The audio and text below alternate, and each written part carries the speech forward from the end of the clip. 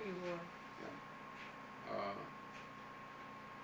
Though, there was some story about one of the brothers was about ready to be conscripted into the Austro-Hungarian army, and so he had to sneak across the border somehow.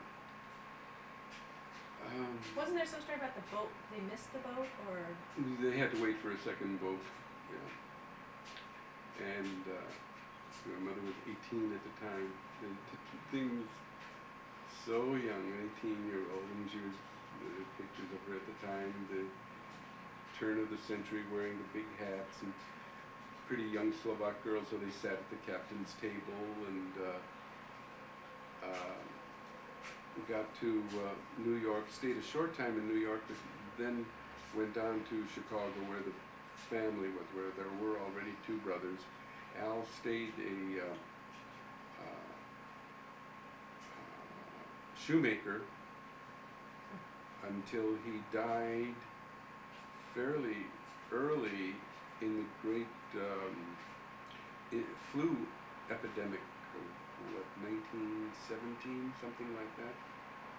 Only had two children, and so Antonelli, his widow, spent the rest of her life scrubbing floors and working as a maid, taking care of her children. So what year did Nellie and your mom come over? Do you know?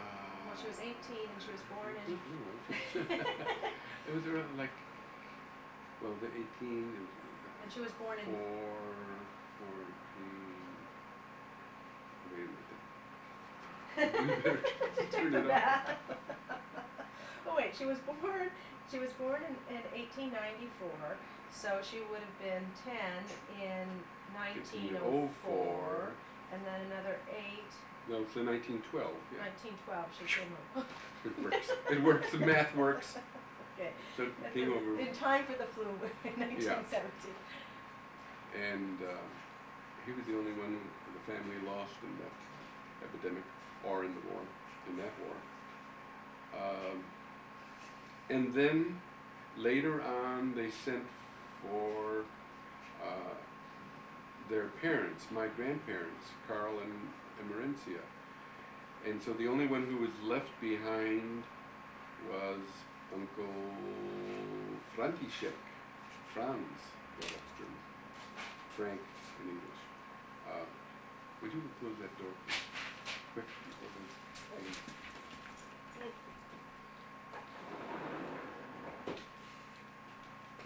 Okay.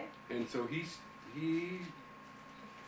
was the only one who never came. The rest all settled in Chicago. By and large, in the boundaries of the Sacred Heart Parish, or in proximity of the parish, until the Carpenters were doing well and they moved out. Carl moved to the suburbs, like Cicero or Berwyn, out west of Chicago. We lost track of him. Bertha made sure of that. Bertha made sure of that, and besides, not only did she have a husband who was a prosperous tradesman, she had a son who was a doctor, also named Carl Hubner, and I have a recollection only once of going out to their house, and they put in an upstairs, and the floor was pieced linoleum tile, a design. I had never seen that before. Beginning of my search for wonders in the world. Last time I saw him was sometime in the 1930s, about 60, 70 years ago. Tony also moved out, not too far. He moved towards Wisconsin, to the north of Chicago, but still in the city limits. Bought a house, and I remember there was a two-story house, and I was my amazement from Uncle Tony was that he raised the roof of the house and put in a second floor. He did it by himself. He was a carpenter. He just jacked it up, put in some rooms, You could do it. and when Eleanor and I went back, we visited sometime in the 90s and went out to Uncle Tony's house. He was gone by then, and the children were, well, there were 2 children left. Tony had 3 children, a son, Tony, a son, Willie, and a daughter, Eleanor. Huh. Younger than our Eleanor. I never did understand why they named her Eleanor when there was a, in a way, it's a kind of a, compliment, but it's still, we had her. And so anyway, we stopped and we saw Willie, who was still living in the house. Though he lived upstairs and his wife lived downstairs. His wife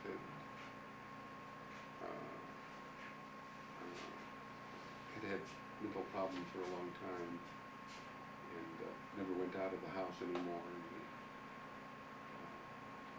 so anyway, we saw the house, and it was interesting because it was just packed with all of the 1930s and 40s, all of Auntie Mary's old, heavy, dark furniture. All these rooms have got, it was like great expectations seeing this furniture that I hadn't seen for 60 years, and it's all there. And then downstairs is this lady sitting in a bathrobe, talked rather well, but you could just tell there was something a little strange about her, and nothing had been changed. Everything, the wallpaper was peeling off the wall, and anyway, that was Uncle Willie's ranch. Al had 2 boys, sons Al and Tony. We pulled confusing. No wonder I got confused. We pulled. Maybe there's time that we pick a few new names. But see, there'd be no connection with them. We could be honoring them. It's when you name them in the same generation that it gets a little sticky, a little crowded. Okay, where are we? We're in Chicago. My mother and father met working in a hospital, married, and another, who was a very resourceful woman, to say the least. Yeah, she was. It's good memories, Dad. Made her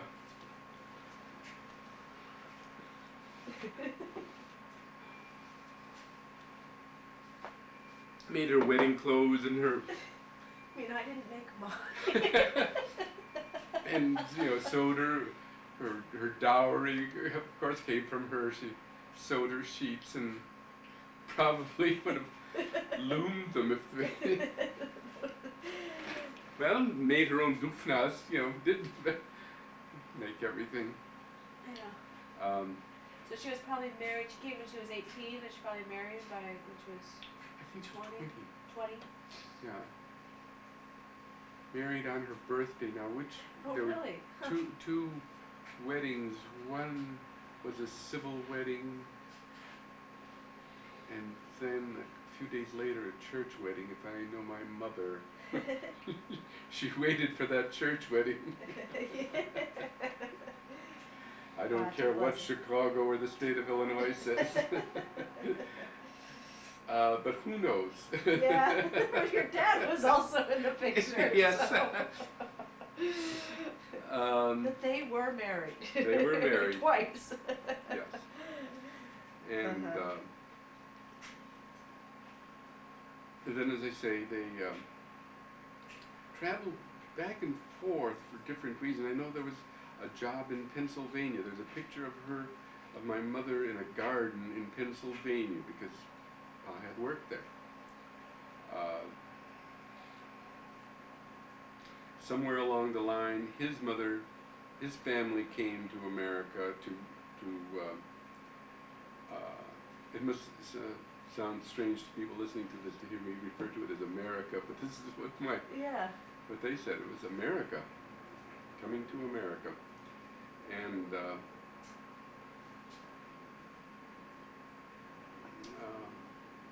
began a hard time with living with my father and living with my father's family. Her in-laws. Her in-law, very, very difficult. She kind of expected to wait on them and take care of them as the wash their daughter-in-law. clothes. Well, of course, there was family harmony, and so she took a lot that I wish there weren't the stories of what she had to doing all of Uncle Leo's laundry by hand. So there was Joe and Ed born in the You said in New York? in the late teens. I think Joe was born about a year after they were married, and Ed was a year or two after that. And then there was nobody till Eleanor born in 26. So there was a spread of... Dad was on the road. Dad was on the road. And... But Joe and Ed were born in New York. Yeah. Dad, can you remember, I'm just thinking about New York, because I had that one story that I remember about your mom telling about when the communist talked to your mom in New York. Do you remember that? Yes. Do you remember when she... Oh, when she weakened. She weakened, but she was in New York, and they... Yes, and there were relatives who were, who got to her, and her faith in the church and in God and Catholicism weakened, and because they were communists, so they were trying to well, convince her. you know, there were no I don't think there really were communists at that. Oh, and later on she probably called them that. Yes, they were atheists, Bolsheviks. Bolsheviks. I don't even know if Bolsheviks existed then. Yes, and then they tried to tell her to give up her faith. Yes, and she weakened, and it was probably tough living with my dad, who was not until they retired to Beaumont did he come back to the church. And that again was his mother, who was saying, your wife is giving all your hard-earned money to the church, and the donation was 10 cents when you walked in the church. Of course, 10 cents was 10 cents then, but still. Yeah, and I lived in New York for a while as a child because I broke but just the end of that story was that she came back to her faith stronger than ever. Yes. Yes. She didn't end up a communist. Yes, or an atheist or a Bolshevik. Okay. You were in New York. I was in New York because I was in a high chair and toppled it over and broke my arm. And one of my mother's favorite stories about me was how brave I was as a little boy, because she took me to the doctor and he set my arm and I never cried. I just went, and she repeated that for the next 50 years. Well, it must have been so traumatic for her. Yes. Well, it was more than the child toppling over in her care and breaking its arm. Between Eleanor and me, there was another child born, Stanley, who died. And so you can imagine her apprehension over the next one, the replacement, which I always thought of myself as. And how did Stanley die? What happened to him? He had various childhood diseases. He was, I think, 4 years 2 or 4 years older than, younger than Eleanor, and Eleanor was, Eleanor was 6 and going to school, and Stanley was 2, and Eleanor was coming home with the regular first grade diseases, childhood measles and this and that there was no vaccines for. It just happened, and he lived with it then. And he got several of these diseases at the same time, and medical care was so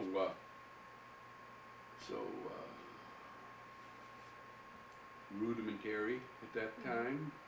The dark ages, my life a time ago. Remember, my mother her doctor was Herman Bundesen, who later on I used to see he wrote a column for the Chicago paper. And I don't know if at that time or later he was commissioner of health for either city of Chicago or Cook County, probably Cook County. And there was nothing that he could do for her. This little baby had all these diseases, and there was one thing he had that he should have, at the time they thought he needed sunlight. He needed fresh air and sunlight. I forgot now what that was, but then he had measles, and measles was supposed to be kept in the dark because it weakens your eyes, and somehow will be bad for you. And poor woman, she was bundling him up and going by streetcar to doctor, to hospital. And told her there was nothing they could do, so she took him home, and he died at home. It's hard to imagine.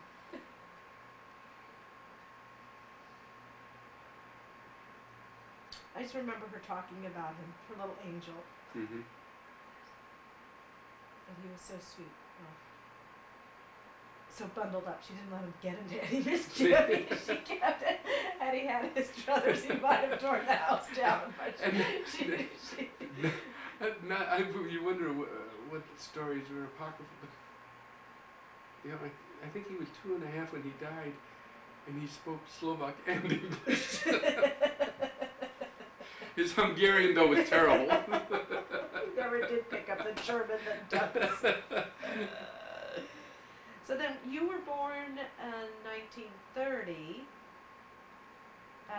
so a couple of years after Stanley died. Yeah, I think I was 2 years after he died. And you were born at home, right? Oh, Not in a hospital. all of us were born at home with midwives. That's why my birth certificate says Baranski, S-K-Y, because it was a Slovak midwife, and the Y ending is Slovak, so she made out the papers like I was a Slovak boy, but my father was Polish, and when I went into the Navy, I had to have an affidavit saying that yes, John Baranski with an I is the same as John Baranski with a Y. Huh. Are we being interviewed? Yeah. You want to join the videotape, Kurt? Not really. Add, Kurt? dispute You're on what I'm saying? You're on Candid Cabin. What I was going to ask, well, we could take a pause here. Kurt's here to do Yes. business. Did you want to add, Kurt? No. Do you want me to push pause? Sure. I see stop. It says. You want to see a replay of the fun we've been having? Anyway, what I was going to say. What was I going to say? Maybe you should go back and play. I don't know where we left off. Just pick up when you were being born, because I was going to ask you, just kind of for the benefit of whoever is going to enjoy the fruits of this labor,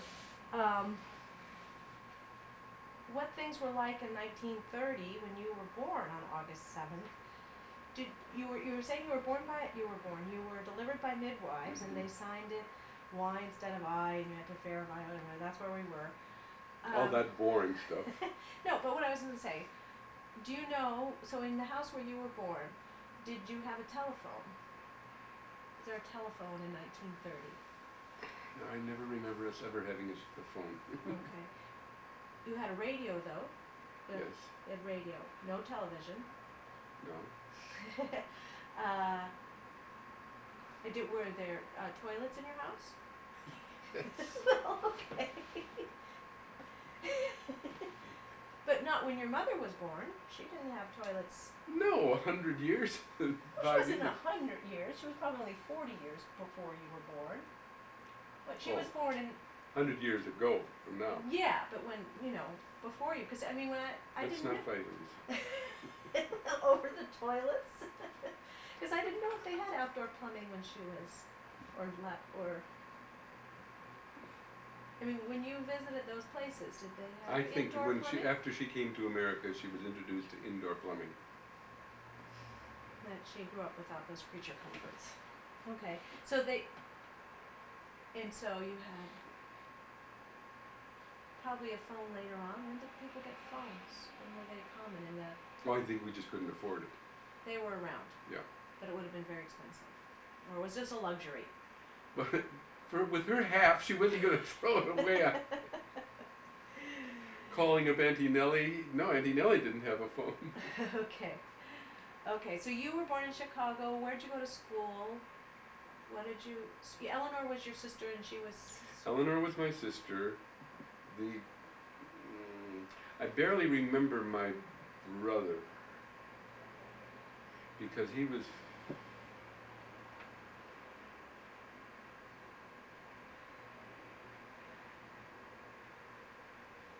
about 14 years older than I was. So when you were 4, he was 18. Or something. Maybe I was 6 because I remember I have a memory of just being a little kid and not. He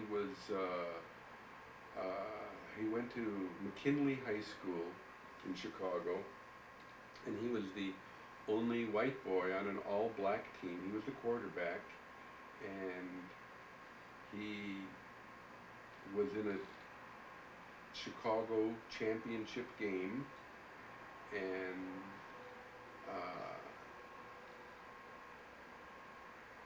he got tickets, and Eleanor got to go, but I didn't. She was always a big fan. She was old enough, and I was too young, and I really thought I didn't know what the hell was going on, but I thought I should go. So anyway, I was this really little kid Too when young. he was already graduating from high school. I do remember his living in the house on Chicago Avenue. That's where you were. What was the address? 23. Because I remember we went back and looked at it, Yeah. but you don't remember the address now. No, 23. we were there for quite a while because there was a time we lived on the 3rd floor and there was a time we lived on the 1st floor. Would you remember the cross streets on Chicago Avenue? It's between Hoyne, Hoyne. One cross street is good enough. Okay. And so Joe was, well, I guess Joe was still around because I remember Joe getting married. Well, she got married about that time. She got married at Sacred Heart Church, and Pa fixed the wedding reception. He fixed the dinner. And the reception was at the Slovenský dom, which means the Slovak's house, in some kind of a Community center. social home, which was just 2 doors away from us, though I don't remember ever going there at any other time except for Joe's wedding. And I remember vats of food being left over from the wedding that came home to the house. Was she the first to be married? Yeah. And Who did she marry? she married Gottfried Radek, also known as Fred Radek, also known as Fritz Radek. And and he was a Slovak young man from the parish. There was a lot of parish activity where people after, when young adults met each other and got married. I remember my brother was friends at that time with his Auntie Nellie's sons, his cousins, Al and Tony.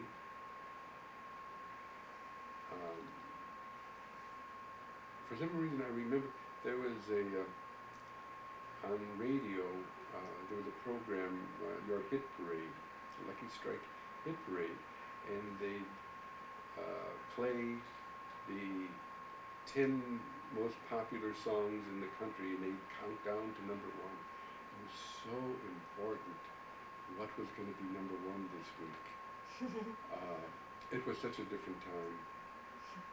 Such a different time. The things we did, our taste was so naive compared to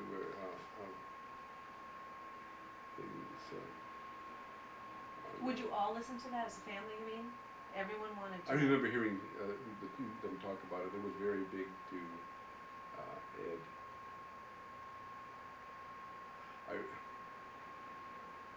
Maybe I'll sing you a song. This is how naive the times were. Ed was also friends with his cousins who were Uncle Tony's. Well, it was actually just his one son, Tony, was about Ed's age. And I remember Tony had a song, he thought it was Cat's Whiskers, whatever they would say. It was really good. This is a song. Little Will Jones was a Peck's bad boy, always up to some new prank.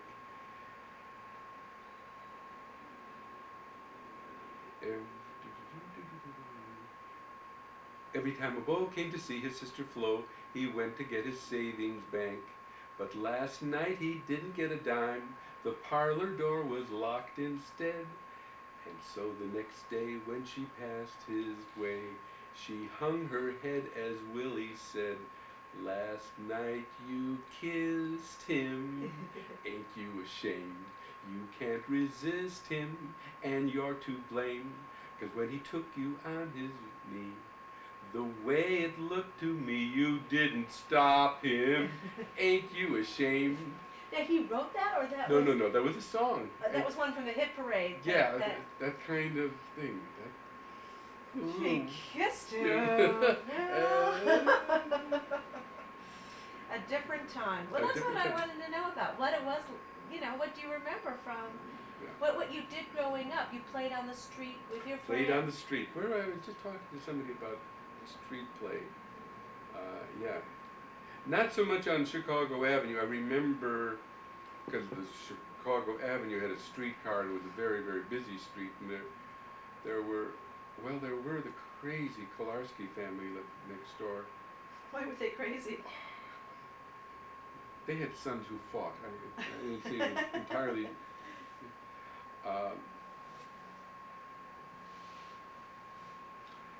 Mr. Kolarski had died, and the widow Kolarski, Wanda, lived upstairs. I don't know what she lived on,